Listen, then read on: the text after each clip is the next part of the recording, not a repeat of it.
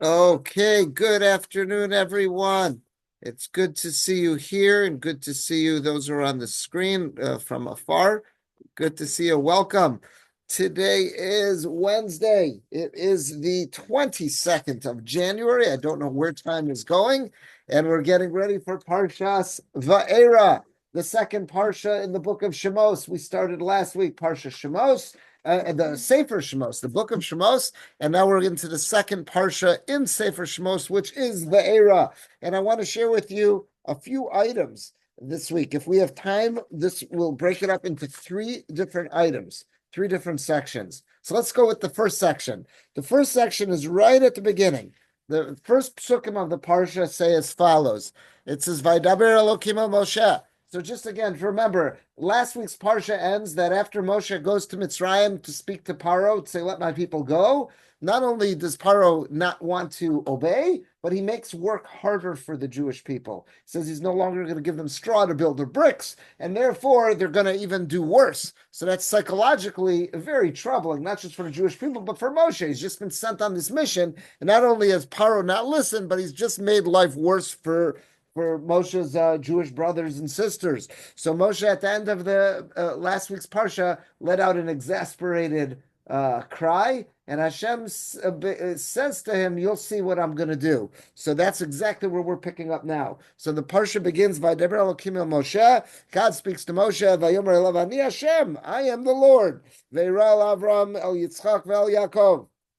I appeared to Avraham, to Yitzchak, and to Yaakov. You see, it says El before each one of them, which means two. I appeared to Avraham, comma, to Yitzchak, comma, to Yaakov, the El Shaddai, and I used my name, the Almighty God, Ushmi Hashem lo nadati lam. But I never revealed my, I guess, very special name of the Yud and the Hey and the Vav and the Hey, and never revealed that yet. Rashi says something very puzzling here that all the commentaries want to understand. What is Rashi adding? Rashi just says Va'era, and I appeared. So he says Ella Avos, to the fathers, to the forefathers. What on earth did he just add? The pasuk said Va'era el Avraham, El Yitzchak, El Yaakov. We know who they are. This isn't the first time we're being introduced to Avram, Yitzchak, and Yaakov.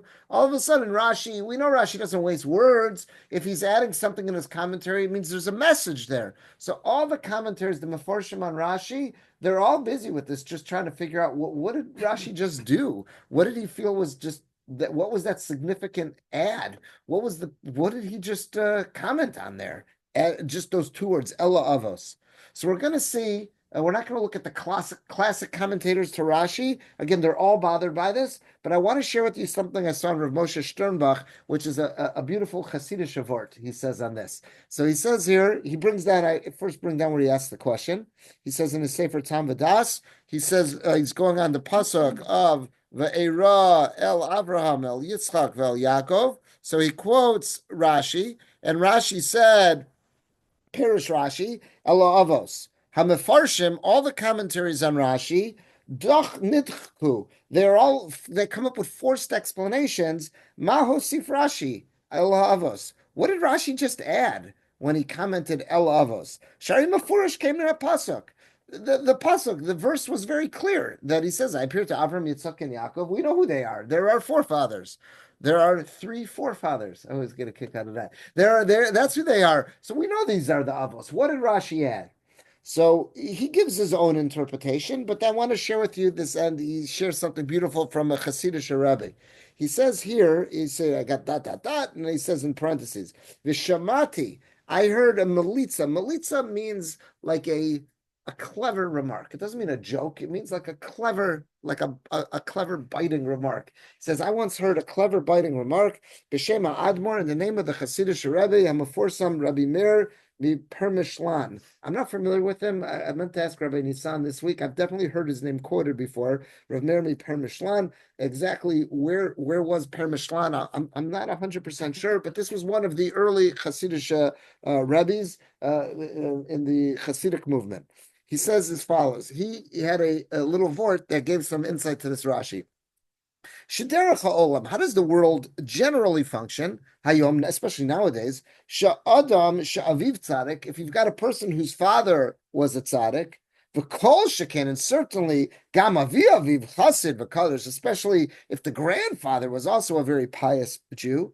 Shehu enu margish mechiyuvos lasig shlemus lasmo. This person kind of rests on his laurels and says, I don't really have to work so hard to make much of myself, because he's riding on Zayd's coattails. We've all met people like this before. We all met people like this who could tell you what kind of great lineage they have, and you're kind of wondering, okay, so what about you yourself? Okay, your father, your mother, your grandfather, your grandparents were great people, but like you're just riding on their last name. Like, what are you doing to make a name for yourself? So he says, we've all met people like this. Sheyesh lo yated lihitlos. They already have a peg to hang their hat on. So it's like they're not putting in any work for themselves. Shunin v'nechad leploni, because they're either a child or a grandchild of some very famous person. I've met people like this. I always remembered. They'd right away tell you who their grandfather was. And it's like, okay, shkoch, what have you done? You know, you're telling me about your Aval avosenu akdoshim. But look at our illustrious forefathers. Avram, Yitzchak, and Yaakov. Darshu me atzmam liosavos. They demanded of themselves that each one of them says, I'm going to earn the title of being one of the Avos, one of the forefathers of Klal Yisrael. B'zeu shenemar. That's what Rashi's going to get here. Shenemar, the pasuk said, Ve'erel Avraham, Ve'el Yitzchak, Ve'el Yaakov. V'loksiv, the pasuk did not say simply, Avram, Yitzchak, and Yaakov. God didn't say simply, oh yeah, I appeared to Avram, Yitzchak, and Yaakov. He prefaced each of them, El Avram, El Yitzchak, El Yaakov. What does that indicate? Shekol echad yichus b'fnei atzmo. That he says, I appeared to this one because they deserved it on their own merits, and not because of they weren't riding on the coattails of any kind of famous ancestor. Lo kiben o neched. Not just because they were the son of someone special or the grandson of someone special. That's what the pasuk is emphasis by having that extra El Avram, El Yitzchak, El Yaakov, because each one of them earned it. Zeu shepirish Rashi, and that's what Rashi's getting at here when he's saying Ve'irel avos. That what Hashem is telling Moshe, I appeared to the avos, to our holy forefathers, sheyuchudam shehayu avos. What made them so special? Each one of them, Avram, Yitzchak, and Yaakov, they all had the same title. Each of them were an avos. None of them were a ben. None of them were a grandson. The reason why each Avram, Yitzchak, and Yaakov were so special was because they maximized their potential. They did everything that they were supposed to do. That's why that's what Rashi's getting at here. It's a sharp comment, and I think it means a lot, especially coming from one of the early Hasidic masters. Because again, whenever you're dealing with dynasties, we've seen one of the downsides of dynasties are, people, so to say, assume a crown or a shtreimel, whatever you want to say it is. They may not be all that deserving of it, but they're riding on the coattails. What? That's our history, and that's the downside of dynasties. It's not a meritocracy, and that's why that's something that America, especially its founding fathers, detested about the monarchy, was because who is this person that should have any special rights over? What have they done to earn anything special? And just because they were some pampered youth growing up in some palace, it was something that again we were revolted by this concept. But again, this was something that interesting to see this coming from one of the great Hasidic masters. You could imagine what he must have demanded from his children and grandchildren, not to just claim some kind of title of authority based on who he was and who their grandchildren were grandsons of. So I found that very interesting. But I like this pshat in what he's saying in Rashi, that's what Rashi's emphasizing here. By the fact that the pasuk says El Yitzchak, El Yaakov, seems to be indicating that each one of them merited having this Hashem appearing to them based on their own right, and that's because they earned it. They maximized their potential. That's what he's getting at there, and he's saying that's what Rashi is commenting on. Avos, each one of them earned the title of being one of our forefathers in their own right. They weren't just riding on coattails. They weren't the son. They weren't a grandson. When I saw this, it brought me back to one of my favorite quotes that I've ever heard from Rabbi Beryl Wine. I've got it on the top of page 2. This is from You always got to keep something on the back burner. So I've got on the back burner an article I wrote a number of years ago that had to do with reconciling two seemingly conflicting statements in Ralbag. That's one of the commentators. I quoted him last Shabbos that offers his toelios, his practical takeaway lessons. So I think I had actually worked. This goes back years ago when I was in Kolal still. I worked with one of my Rabbeim to really try to untangle what seems to be contradictory teachings from Ralbag. It was a really good piece. I'm just waiting for the right place. I finally got around to writing it up, and I'm, waiting for the right place to be able to publish it. But anyhow, it has to do a lot with this, with yichus and pedigree. So I started off with this awesome quote from Rabbi Beryl Wein. He told me this is originally in Yiddish. Yichus, pedigree, is a lot like potatoes. Oftentimes, the best part is underground. Oh, come on. How awesome is that line there? Because so often people with yichus, they're riding on the coattails of someone famous. I got in that little footnote there. I heard this remark from Rabbi Beryl Wein during a Jewish history lecture a number of years ago in a personal communication with Rabbi Wein regarding the origins of this adage. He told me that while he was not aware of the specific source, he believes it to be one of our people's great Yiddish folk sayings. I'm sure it's much better in the Yiddish. It's always that way. But anyhow, but what it's basically teaching is while great ancestry may sometimes provide a person with a head start in life, pedigree offers no guarantee of achieving greatness for themselves, and that's true. I think we've all met people that have fallen into that trap of depending on their yichus, and they never maximize their potential. And then any of us who don't feel like we got some kind of famous father or grandfather, we should never feel belittled because all of us are B'nai Melachim. We're all descendants of kings. We're all princes and princesses because our ancestors, think who they are. Avram, Yitzchak, and Yaakov, Sarah, Rivka, Rachel, and Leah. We're all, each and every one of us is a prince and a princess. We've all got yichus, so we should never feel that we've been gypped of anything. But anyhow, I love that expression. And that's what that vart he's quoting from this Reb Meir Perishlan, that's what he seems to be saying. What I want to share with you, though, is a second part of the parsha, and we're going to revisit this soon because I'm going to share with you now another Rashi. We're going to see three pshatim in how to understand this Rashi.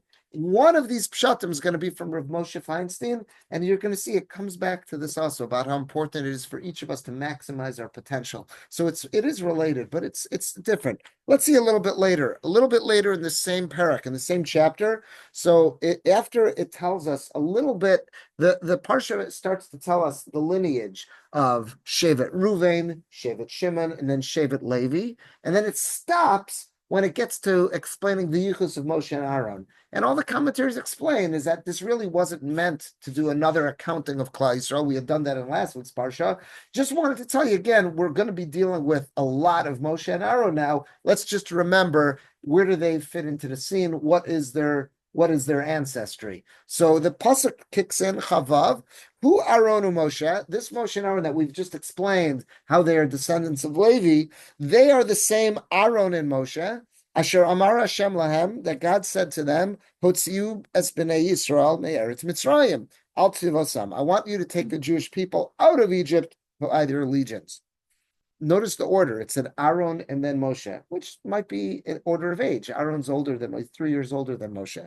Next pasuk of Zayin, Hema Medabrim, they were the ones who would always go to speak El Paro, Melech Mitzrayim, the king of Egypt, Lohotzias b'nei Yisrael Mitzrayim, that they should take them that they should be released from Egypt. Who Moshe and Aaron. That is Moshe and Aaron. What do you notice there? The order is reversed. So again, usually we're always talking about Moshe and Aaron, but in Chavav it says Aaron and Moshe. But then very deliberately, in the next pasuk, it switches the order. So Rashi picks up on this, quoting a medrash, and Rashi says as follows: Who Aaron and Moshe is going on Chavav. Yesh Makamos, there are some places in Tanakh, Shemaktim Aaron LaMoshe, where Aaron's name is listed first. The Yesh Makamos, and there are other places, I would say that's the majority of places, Shemaktim Moshe LaAaron, where Moshe's name comes first. What is that to teach us? Lomar Lacha, this is to teach us Sheshkulim Ke'echad, that they were really equal. we shouldn't start playing favorites. Who was greater? Was it Moshe? Was it Aaron? To tell us that how great they were, the Torah sometimes will put Aaron's name first, sometimes put Moshe's name first, and that'll let us know that they were of equal standing. That's the medrash that Rashi quotes. Did the two of them bring the same amount of plagues? No, Moshe brought a lot more. Aaron did the first three. That's the first thing. Right. Hashem does them himself. In other words, right. But most of them, he tells Moshe, here are my instructions. What are you going to do to bring this one about? Aaron had to do the first three, but you're asking how many did Moshe himself do without God doing on his own? That's a good question. I'd have to look. I don't remember. Right. Three. Right, but I'd have to go through the next seven. He does some of them. Correct. Like Bechoros and right, and Moshe does. I'd have to look. I'd have to make an accounting. I don't remember off the bat. Good question. He's not going there. Right, and he's not. That's not what he's focusing. He's focusing on the total package of Moshe and Aaron. The total package of Moshe and Aaron in terms of how are they valued and how do we? I guess who do we put front and center? They're equal. All right, let's see what Rav Moshe Sternbach does with this. And then we'll see what Rav Moshe Feinstein does with this. So Rav Moshe Sternbach says, Kam makdim Aaron Moshe. So here Aaron is first, La'ala, and he's quoting Rashi, La'ala and makdim Moshe Aaron. And in the next pasuk, Moshe's first. Rashi explains, Perish Rashi, Kan Lomar Shishkulim Ke'achad. What Rashi says, the reason the Torah does this is to let us know that they were equal. Uvilukute Ritzva. In the collected writings of Ritzva, so I have to look up who was Ritzva. If you look at the top of page 3, this is from a very ancient Jewish site, as you can see in Hebrew, Wikipedia. This is from the Hebrew Wikipedia site. I found on Hebrew Wikipedia who is Ritzva. That was Rabbeinu Yitzchak. That's an acronym for Rabbeinu Yitzchak ben Avram. Rabbeinu Yitzchak, the son of Avram Mishans, came from the French city of Sens, and he passed away in 1199, or according to some sources in 1210. Haritzva mechuna lepamim gam Rav Yehuda Bachor. Some people will refer to Rav Yitzchak HaBachor, and some people call him the Riva. That's very often in Tosos you'll see him as the Riva, or Ri Midan Pira, or Rabbi Yitzchak Mitarniel. I guess these were the different towns in France where he could have lived. He was one of the important authors of Tosos, B'meya HaTwelve in the 12th century. Talmidim Sherabeinu Tam V'ri HaZaken. The Akiva Gadol Shel Rav Shimon, I think it's Shimshon Mishans. So he was one of the Balei Tosos, living in the Middle Ages in the 12th century. He's from the school of the Tosos. So that's who this Ritzva is, who's quoting. I hadn't seen that acronym before, so that's what led me to that ancient Jewish site of Wikipedia. There. So here we go. So let's look back at Rav Sternbach. So Rav Sternbach says here, "Uvelukute Ritzva," and I tried to find is there a sefer out there called Likute Ritzva? I couldn't find it online. It could be that it's in one of the collected works of the Balei Tosfos. Like there's the Das Akemi Balei Tosos, and then there's also Moshe Zaken. So it could be one of the collected works of the Balei Tosos on the Torah. That's where they quote this Ritzvah. I just didn't find it in the original. But anyhow, he must have had access to it. So he says, L'kute Ritzvah. This is what this Balei Tosos, this Ritzvah, what does he do with this? Mefaresh b'derech acher. He says, he takes a different approach. Rashi's approach was to say the reason why sometimes it's Moshe before Aaron and sometimes Aaron before Moshe is just to let us know that they were equal. It wasn't that one was greater than the other. So he says the Ritzvah has a very practical, I thought it's a very clever approach to answer this. A different approach, different than Rashi. It's not explaining Rashi, it's a different approach altogether. V'lkutei Ritzvah mefaresh b'derech acher. He explains this in a completely different way. Shebnei Yisrael, if you're looking at it from the Jewish people's perspective, Hikiru es Aaron. Who did they recognize? Who did they know more? At this point, Moshe is just getting started in his career. Who do they know more, Aaron or Moshe? Aaron. Moshe's been in Midian the last 40 years. Aaron's been with them. He's part of Shevet Levi, who's been teaching Torah to Klai. So for the last 40 years, and Jewish people are in slavery. Shevet Levi is not. Shevet Levi is teaching Torah. Aaron is chief amongst them. They all know Aaron. Moshe's the Johnny come lately. The last time they saw him, he was a youngster. They don't know who Moshe is. So he's saying from the perspective of Am Yisrael, Shebnei Yisrael Hikiru es Aaron. They recognize Aaron. Shoyi Nom Kol Hazman. He was with them this entire time. Shemoshe halo barach l'Kush u'Midyan. Moshe had fled to Cush and to Midyan. U'lechein livnei Yisrael, from the perspective of Am Yisrael, Aaron hu shaliach. If you would ask them, who is your trusted shaliach, they quickly identify with Aaron more than Moshe because he's their brother in arms. They've been with him. Avol Paro, from Paro's perspective, who does Paro recognize more? Moshe. Assuming it's the same Paro, right? Remember we said that there was a dispute because it said Vayomas that God speaks to Moshe when he said go back. 60 years later. Exactly. So there's a dispute. Was this the same Paro or was this his son? There is a dispute amongst that. So assuming it's not, or assuming it's even the next one, he probably knew him from the palace 40 years earlier. Says Avo Paro Hikir Moshe, but Paro recognizes Moshe. She Godal bebeso, he grew up in his house. L'chein lifnei Paro Moshe Kodem. Therefore, when you find psukim that are referring from, I guess, anything having to do with their diplomatic missions to Paro, Moshe's name is going to come first because that's going to be from Paro's angle. Moshe is the one that he recognizes. You should know, just this week, someone asked me, oh, it was Ari. It was Ari Rashkin asked me. He asked me, did I see anyone over the years comment anything that of any familiarity between Paro and Moshe, that when he shows up, that Paro recognizes him from, and I said, interestingly, I don't remember seeing anything like that, but here's something. This might let on this. You don't Because, feel like they have a relationship. what? You don't feel Right, you don't see anything from the psukim saying like, nobody, no, even that they recognize one another. No, nothing they're saying, remember me, I'm back. 40 years he's in Midyan. Again, the Torah doesn't give us the number. Come back, he's 60 years. He's 80. He's 80. So he left. So no, according to most, Moshe had 3 periods in life. His first 40, second 40, and third 40. So the first 40 was in Egypt, second 40 in Midyan, and the last 40 is in leading the Jews in the wilderness. But it's a machlokas. Correct. Not everyone says that. That's the most common one. But there are other ways of calculating Moshe's 120 years, 100%. But what I was telling Ari, I said, I'm not familiar with, you don't, from the psukim, you don't see any kind of familiarity between them. I said, this is, now that I'm thinking about it, I'm going to show him this. This is the first one that I could think of that I've seen. Maybe the Midrashim will talk about more, fill in those blanks, but I'm just not familiar with that off the bat. But here it is something. So he's saying the way the Ritzvah says it is that if you want to make sense of the psukim, so he says basically look at the psukim that are coming from dealing with Bnei Yisrael's angle, and then Aaron will be first. Look at the psukim that have anything to do with the diplomatic mission to Paro, their Moshe's name will be first. Meduyak Yafes. Now Rav Sternbach says, now it makes perfect sense. Lashon pasuk. Why does pasuk Chavav say, Hu Aaron Hu Moshe, Asher Amar Hashem Lahem Hotziu Es Bnei Yisrael Me'eretz Mitzrayim, because Shalivnei Yisrael b'Mitzrayim Aaron Kodem. That's written from the perspective of how the Jews related to these two leaders. From the perspective of Bnei Yisrael, Aaron's going to come first because he's the party they're more familiar with.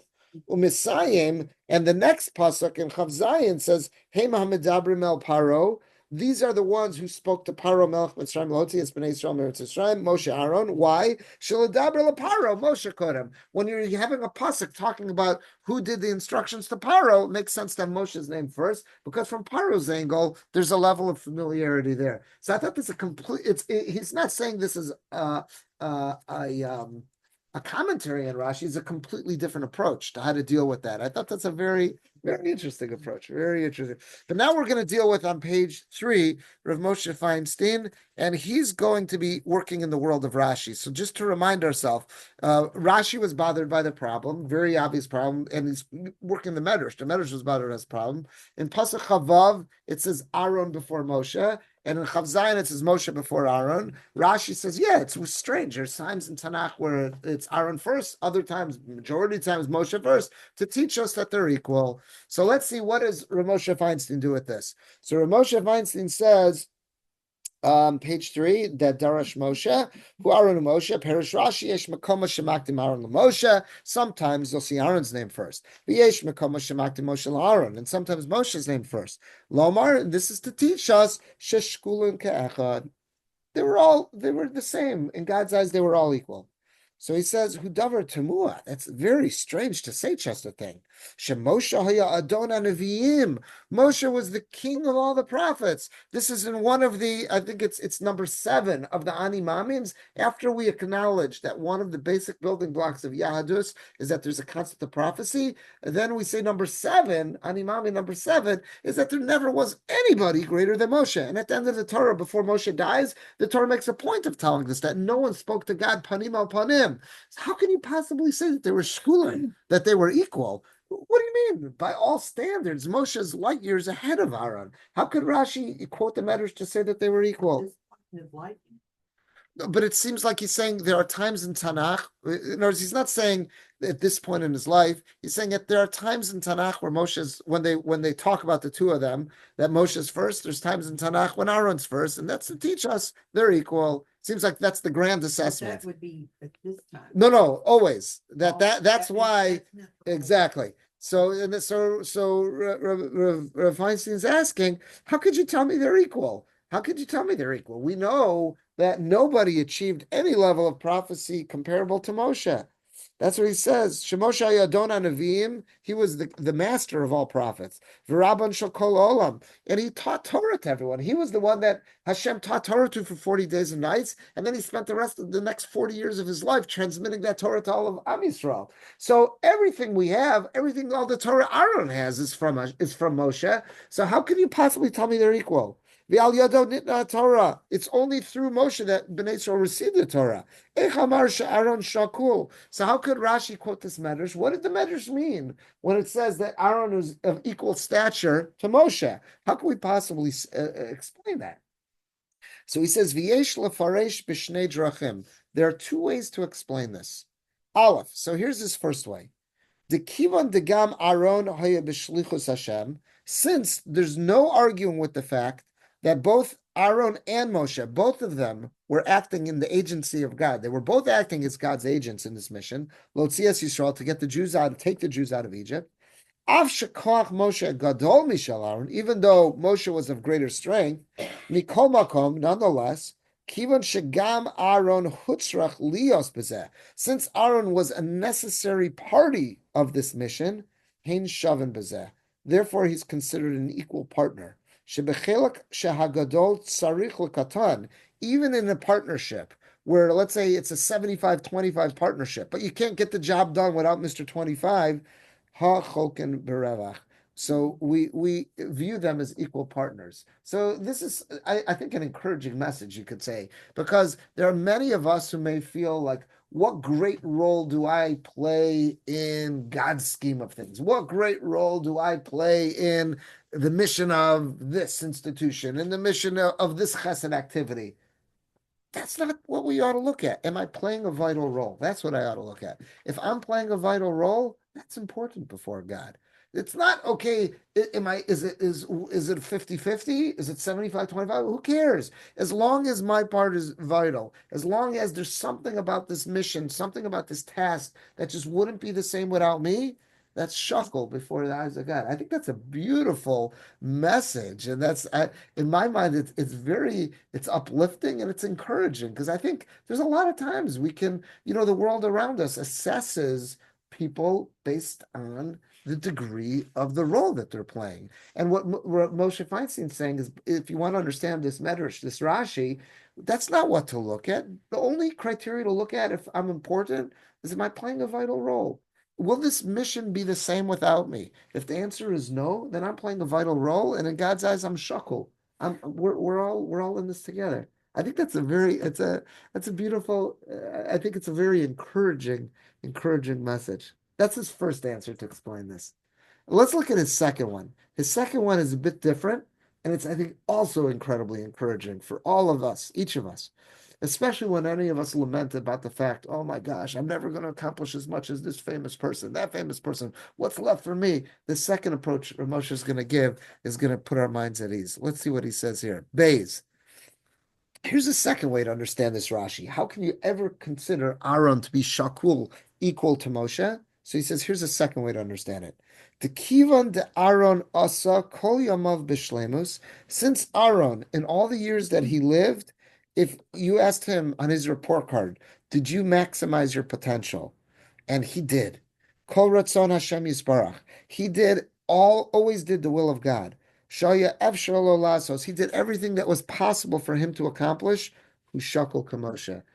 Any of us, if we maximize our potential, we can be considered equal to Moshe. Moshe did so much more. Yeah, God gave him greater abilities, but he maximized his potential. I maximize my potential. That's what God's looking at. God's not looking at the finished product. How many push-ups did we all do? He wants to know, did you do as much as Akiva males could do? Did you do as much as whatever could do? There's this famous quote from one of the Hasidic masters. I don't remember which one it was, that he said he's not worried that Hashem's going to ask him after 120 years, why weren't you Moshe Rabbeinu? He was rather worried, why didn't you, in his name, you, why weren't you? Basically, it's not our job to mimic and to match someone else's accomplishments. Our job is to maximize our potential. And that's what Moshe is saying here. Moshe is saying, you know why they might be considered shakul, might be considered equal? Because at the end of the day, Aaron HaKohen maximized his potential. And therefore, in God's eyes, he says you're equal. Moshe maximized his potential. You maximize yours. I can't have the same expectations of you as I do of Moshe. Moshe was given more abilities. And all Hashem is asking of each of us is to maximize our potential. Avshe Moshe Gadol. What? It's a very encouraging thought, right? Because again, none of us should ever get depressed. We look at these great people that we knew and we say, when am I going to ever accomplish something like them? God's not looking for us to do that. He's just asking us to achieve and to maximize and utilize the gifts that we've been given and do the best that we can in the time and place where he's put us. That's what he says, Af Moshe Gadol, even though Moshe was greater, and that's why Moshe was able to do more was expected of him. Nonetheless, since both of them did exactly what was asked of them, and they maximized all of their abilities. They did everything. They utilized all their skills to the best of their abilities. Hagadol hein shavin b'mala. So therefore, they're in God's eyes, wearing his glasses, they're equal. Ubi arti ha de Baba Basra. He goes, and I used this same concept. I don't know where it might be in another drasha he gave elsewhere, or maybe when he was learning Gemara Bar Basra with his yeshiva. He says Ubiarti. He goes, I used the same concept to explain a passage in the Masechta Baba Basra. It deals with, it's a very agadata session. There's the more what's the translation we use for agadata? The more the stories. It's more of the moral lessons, the moral teachings, not the legal part, but rather more of the moral stories, that the moral lessons that can be learned from the Gemara. He says Ubiarti had Baba Basra. There's a famous episode that's brought down in the Gemara Baba Basra. It says on Yuram Abayz, to Yosef, there was someone named Yosef, Brei Rabbi Yeshua, who was the son of Rabbi Yeshua, Kalash. He became very, very sick. And Ingid, I think what that means is that he so to say was hovering on the edge and basically came back. So he basically, it seems like they thought they lost him, thought he was a goner, and I don't know, maybe he had some really, really high fever. They thought he was finished, and then he came back. Amar Le'avua, and his father said to him after he recovered, my chazis, when you were, so to say, in the other world, when you weren't with us, what did you see? Describe to me some of what you saw. Amar Lo, he said to him, Olam hafuch ra'isi. I saw an upside down world.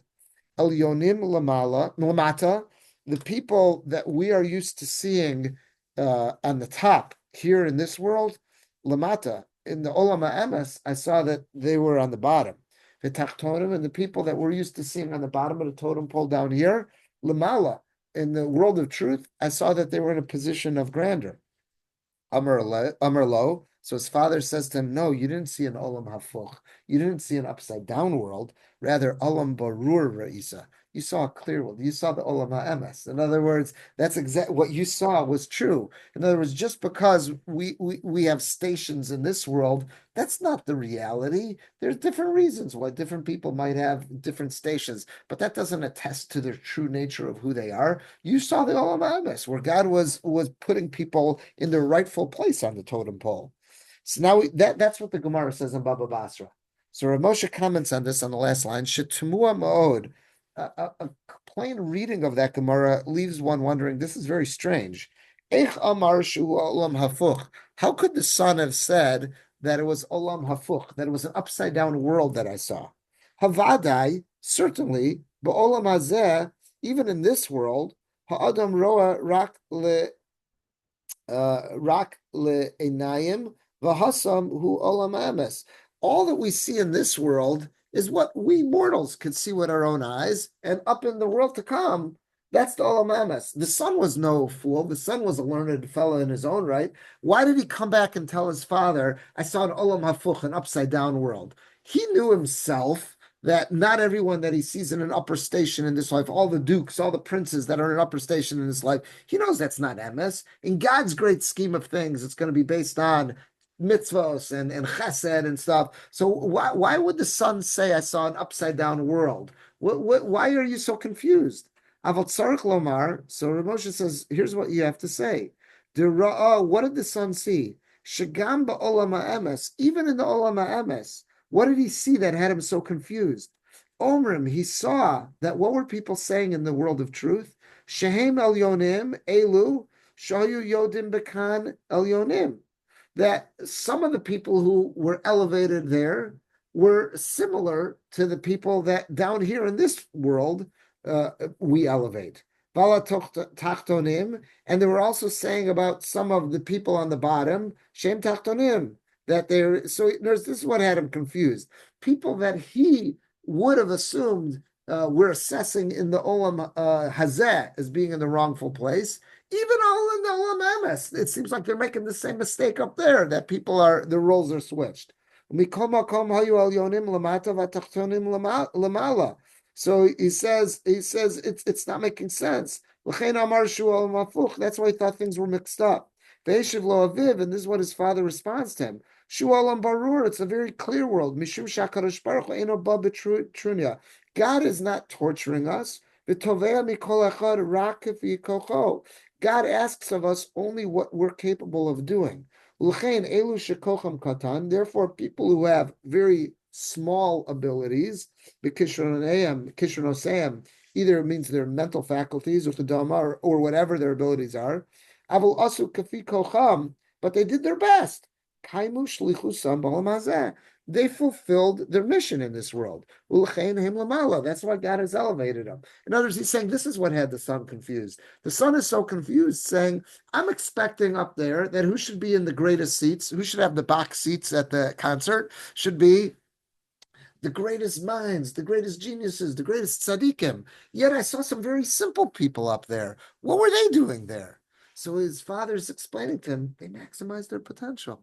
That's why they got front row seats. They maximize their potential. Velyonim, and the people that you always assume are so high, meaning those great tzaddikim and Talmidei Chachamim, Avshem Yoser Gedolim, even though they may have achieved greater stuff, Osu Yoser Masim Tovim Meitachtonim, they may have done more mitzvahs and chesed, Avlo Yuchom Lasos Yoser Torah, but they could have done more. They didn't maximize their potentials. Umasim Lefi Kishron Hosem, based on their abilities, they could have even done more. V'Koch Hosem, V'Nisrash Luksas, they were lazy. That's why they might be lower on the totem pole. Therefore, it comes down to back to Moshe and Aaron. If both of them did kafi kocha, both of them maximize their potential, heim shkulim b'madrega. They're on the same level in God's world. So what he's saying is a second idea. His first idea, Moshe Feinstein was saying, why would you say Moshe and Aaron are equal? Because Aaron was necessary. In God's eyes, as long as someone plays a necessary role, it doesn't make a difference that they lifted, just such a small amount of weight. As long as they played a vital role, they're shakel. That was his first answer. His second answer is God assesses us with one criteria. Did we maximize our potential? And if we maximized our potential, boom, we earned the Aleph plus. Even if the results could be really different, the person next to me could have done far more than me. But as long as I maximized my potential, I have the same Aleph plus as he got. That's what he's saying there. Scary. It is scary, but it's also a good message for those of us who are of less accomplishments than greater people and greater minds. We don't have to be all depressed. We can say, you know what, my only job is to be me. My only job is to be the best me that I can be, not to look at the results of that other person. And again, it means I always got to wonder, did I maximize my potential? That's scary. But I think it's also reassuring to know that God's not going to assess me based on the results. Other people could have had incredible results, but they were given far greater gifts. I hate to bring it back to this, but there's that awesome quote from Spider-Man that says, right, with great strength comes great responsibility. I think that was the quote. And that's what he's saying here, is that the greater gifts that a person's been given, the greater abilities the person's been given, the more is expected of that person. And our job is just to maximize our potential and try to do the best that we can, given the abilities that God has given us. So I think that's another encouraging message, how Rav Moshe Feinstein is dealing. So there's two ways that Rav Moshe is dealing with this Rashi, and I think both of them are very very encouraging messages. We have 2 minutes left. Should we do this last one? Okay, last one on page 4. Last one. This is, I thought, a very clever answer to a question that's out there. So let's see. This is towards a little bit later in the Parsha. So this is dealing with Dever. Dever is pestilence, that all of their livestock died. So the pasuk says, "Vayas Hashem es hadavar hazeh mimacharas vayamas kol miknei Mitzrayim." God did exactly what he said he was going to do in this punishment, and all of the cattle, all the animals, the livestock of Egyptians died. And not one of the Jewish livestock died. And the next pasuk, Paro wants to see, is this true? Vayishlach Paro, and Paro sends messengers. Not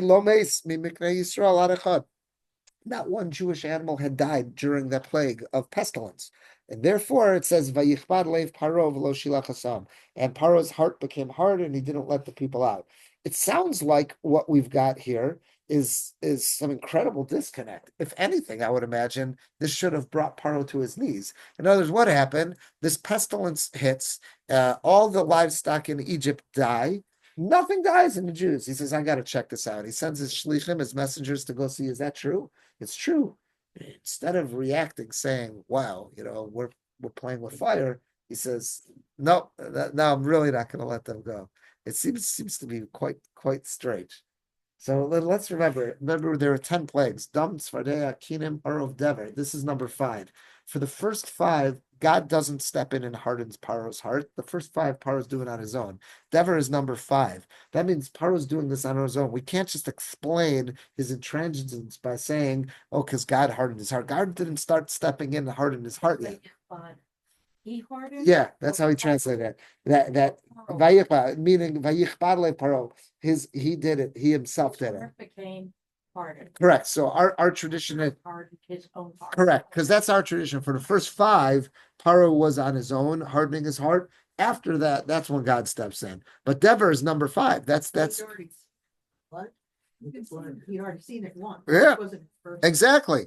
But in other words, it almost seems like it goes hand in hand. Paro saw what happened, and his heart's hardened. It almost seems like, what's going on here? It might even sound like this is encouraging him. How could this possibly encourage him? He just got walloped, just got smacked upside the head, and he sees Bnei Yisrael didn't get touched. So how do we explain this? So I saw a beautiful idea in the Tosefes Bracha. So this is the Torah Tzmima, again, Rav Baruch Halevi Epstein. He says as follows, Vayishlach Paro v'inei lo meis mimiknei Yisrael ad echad. So he saw that no animals, no livestock amongst the Jews died, and his heart was hardened. How astonishing is this? It looks like the pasuk is saying, you know why his heart became hard? The Torah is tying them to each other. You know why his heart became hard? Because of the miracle, the blatant miracle, then not one Jewish animal amongst the Jews died. That's what it sounds like the pasuk is saying. That is Paro sends his messenger, and upon hearing the news, then he hardened his heart. Makes it sound like he decided to be so stubborn when he saw a miracle. If anything, I would imagine that should have brought him to his knees. Asher lefi pshuto, according to a simple reading, hayadarush l'mofes kazeh lerachech libo. If anything, this should have melted his heart. This should have brought him to his knees. Vaya lichtov lamar v'im kol zos kibad lev para. The pasuk should have said, despite the fact that he saw this open miracle, blatant miracle, he still decided to hide it in his heart. Rather, what the pasuk seems to be saying is, because he saw this open miracle, that's why he hardened his heart. Why would seeing an open miracle cause him to harden his heart? Look at the suggestion he has here. Ulaya kavana, perhaps what the intent of the pasuk is, ki amnam, nonetheless, mimaora zu, from this incident, asher lo meis mimikne Yisrael adachad, and that one animal amongst the Jews died. Maybe we could explain why this would have hardened his heart. Yanki chashav, because now maybe this gave Paro a little bit of energy to think. Okay, all the livestock that we're now missing, where can I make up for that with? I'll just seize the Jewish assets. Yimalei imikne Yisrael. Now I could seize the Jewish assets. So if anything, this may have encouraged him. In other words, rather than see this miracle, right? Rather than see the writing on the wall and say, Paro, your goose is cooked, he looked at this and says, okay, I don't have such bad losses. In other words, what was this whole plague? That we lost all our livestock? Wow, that's bad. But now I see the Jews got theirs. Okay, I'm still in the game. Because what? We're out? I'll just steal all their stuff. So now if anything, this encouraged him to keep the fight going. Because had the Jews lost their animals too, then wow, this is terrible. We can't have an entire nation without livestock. We're gonna fall apart. But now I see they're still here. Okay, I'll stay in the fight because I'll beat the Jews and I'll steal all their stuff. Well, what do you mean? Look at this entity. He's not focusing on that. So I thought that's an interesting twist on how to learn this pasuk and perhaps get into the crooked thinking of Paro. So those are some Divrei Torah that I wanted to share with you on Parshas Va'era. I hope this helps to add to your appreciation and to your understanding of the parsha. And